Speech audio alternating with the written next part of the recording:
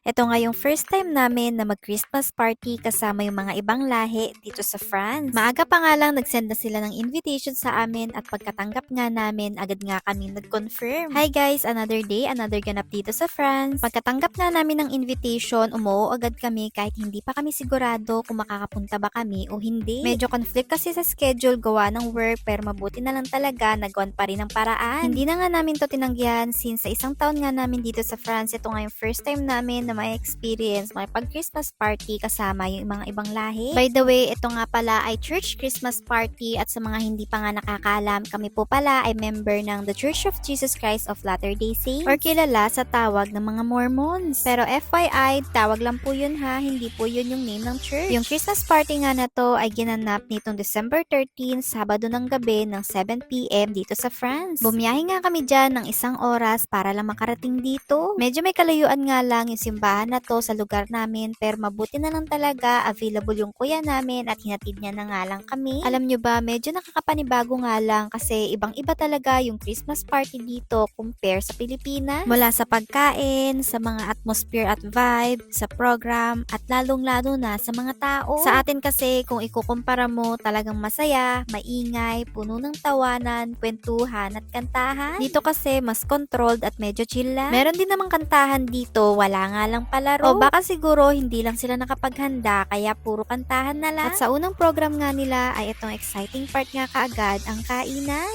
Sobrang nakakapanibago nga lang din talaga yung mga pagkain nila dito dahil wala talagang kasing sarap yung pagkain natin sa Pilipinas. Masarap din naman yung mga pagkain nila dito pero syempre masanay pa rin ako sa panlasa natin. Medyo nahirapan nga akong pumili kaya yan na nga lang muna ang kinuha ko. Alam nyo ba na dito sa France, uso sa kanila ang appetizer muna bago tsumibog ng marami. Padahan-dahan o paunti-unti nga lang muna ang kain nila dito pero madami din. Hindi katulad sa ating mga Pinoy, kapag may handaan, isang tsibugan ka agad. Yung tipong sa isang plato ay maraming pagkain agad ang ilalagay mo.